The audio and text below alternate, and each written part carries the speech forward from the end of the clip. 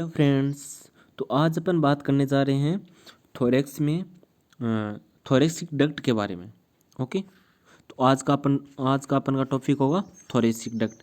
तो thoracic duct में अपन आज क्या क्या पढ़ेंगे वो देखते हैं।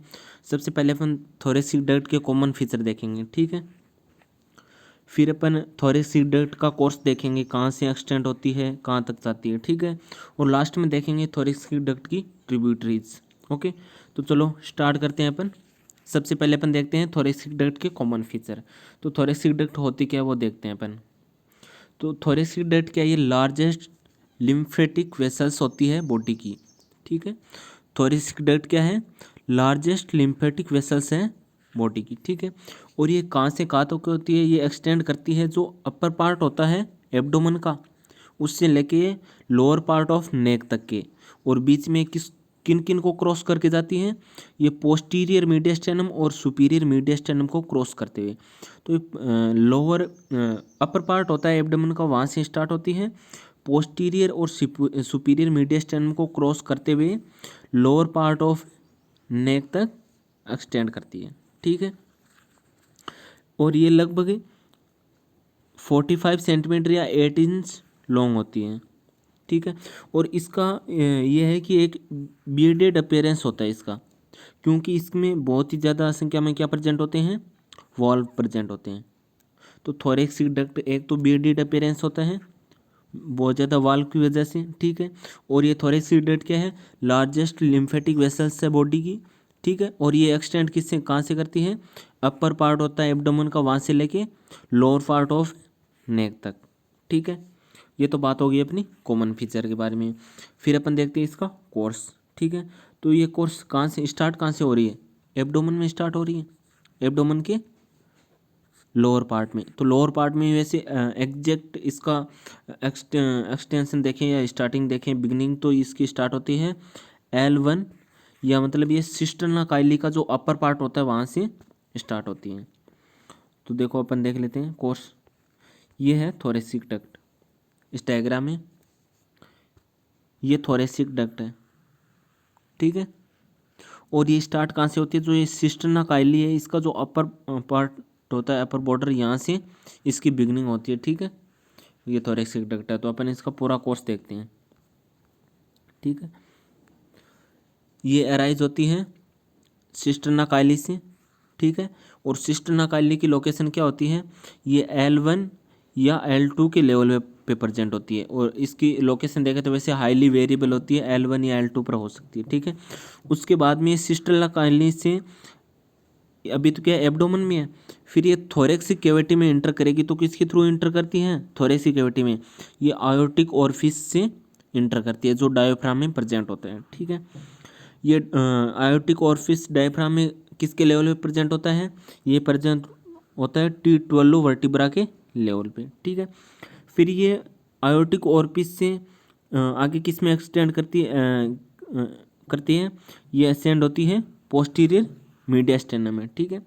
आयोटिक ओरिफिस से सीधी पोस्टीरियर मीडियस्टेनम में, फिर पोस्टीरियर मीडियस्टेनम से ये T5 थोरेसिक वर्टिब्रा होती है, उस पर ये राइट साइड से लेफ्ट साइड में टर्न कर जाती है, ठीक है।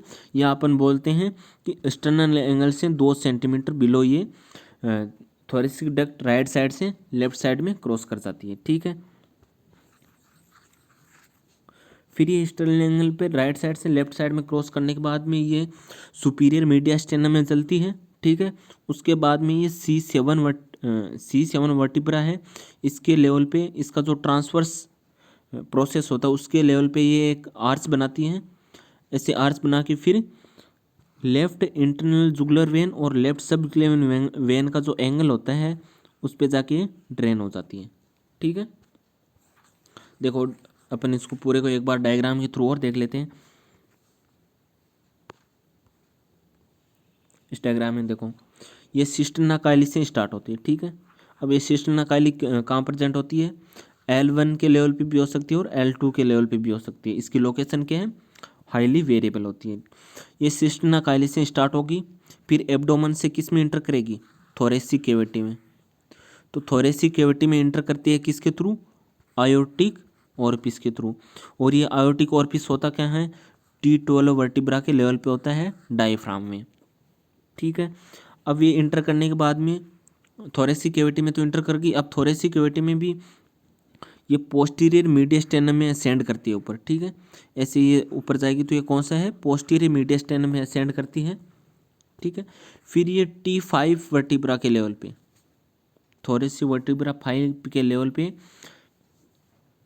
ये राइट साइड से लेफ्ट साइड में क्रॉस कर जाती है, ठीक है। ये अपन ऐसे बोल सकते हैं कि स्टर्नल एंगल से 2 सेंटीमीटर बिलो ये राइट साइड से लेफ्ट साइड में क्रॉस कर जाती हैं। फिर आगे ये असेंड करती है सुपीरियर मीडियस्टेनम में, सुपीरियर मीडियस्टेनम में एक्सटेंड करेगी। उसके बाद में ये C7 वर्टिब्रा, C7 वर्टिब्रा का जो ट्रांसवर्स प्रोसेस होता है, C7 वर्टिब्रा का ट्रांसवर्स प्रोसेस होता है, उसके लेवल पे ये एक ये आर्च फॉर्म करती है, ठीक है। ये आर्च फॉर्म करने के बाद में ये जो लेफ्ट सबक्लेवियन वेन होती है, अब इसमें ये लेफ्ट सबक्लेवियन वेन और लेफ्ट इंटरनल जुगुलर वेन का जो ये एंगल होता है उनके लेवल पे ये ड्रेन कर जाती है, ठीक है। ये तो बात होगी अपने कोर्स की थोरेसिक डक्ट की। अब ये लिम्फेटिक वेसल्स होती है, तो ये लिम्फ कहाँ कहाँ से, इसमें कहाँ कहाँ से लिम्फ ड्रेन होता है, ठीक है, तो वो देखते हैं। तो ट्रिब्यूटरीज देखते हैं अपन थोरेसिक डक्ट की। तो थोरेसिक डक्ट की ट्रिब्यूटरी देखें तो ये लगभग पूरी बॉडी का ही जो लिम्फ वेसल्स है, लिम्फ है वो कलेक्ट करती है राइट पार्ट का इसको छोड़ के, ठीक है। तो ये बोल सकते हैं कि ये थोरेसिक डक्ट होती है वो एब्डोमेन से,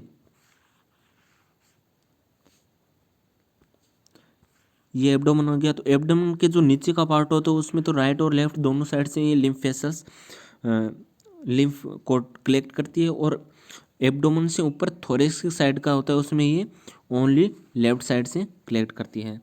तो ये थोरेसिक डक्ट होती है, ये रिसीव करती है लिम्फ फ्रॉम, रफली देखें तो अपन दोनों साइड के बॉडी के below the level of diaphragm, left half about the diaphragm. तो डायफ्राम के ऊपर तो ये लेफ्ट हाफ से कलेक्ट करते हैं, लेकिन डायफ्राम के बिलो ये राइट और लेफ्ट दोनों साइड से कलेक्ट करते हैं, ठीक है। अब अपन देखते हैं कि लेफ्ट हाफ से कलेक्ट कर रही है ऊपर के पार्ट में, और राइट हाफ में कौन कौन सी है लिम्फ वेसल्स जो थोरेसिक डक्ट में ड्रेन नहीं करती, ठीक है। तो इन लिम्फ वेसल्स के नाम याद करने हैं अपन को। ये है जो थोरेसिक डक्ट में ड्रेन नहीं करती, तो कौन कौन सी है, एक तो राइट लिम्फेटिक डक्ट, ठीक है, right jugular lymph trunk, right subclavian lymph trunk, ठीक है, राइट ब्रोंको मीडियस्टेनल लिम्फ ट्रंक और इंटरकोस्टल लिम्फ वेसल्स। ये है जो किस में ड्रेन नहीं करती, थोरेसिक डक्ट में, ठीक है। और लगभग पूरी बॉडी की जो लिम्फ वेसल्स है वो किस में ड्रेन करती हैं, थोरेसिक डक्ट में ड्रेन करती हैं, ठीक है। ये हो गई अपनी ट्रिब्यूटरी की बात, ओके। तो एक बार अपन वापस रिवाइज कर लेते हैं। सबसे पहले तो कॉमन फीचर में देख लेते हैं कि लार्जेस्ट लिम्फेटिक वेसल्स होती है, ठीक है। फिर इसका क्या बियर्डेड अपीयरेंस होता है, ठीक है, क्योंकि इसमें बहुत ही ज़्यादा संख्या में वॉल प्रेजेंट होते हैं।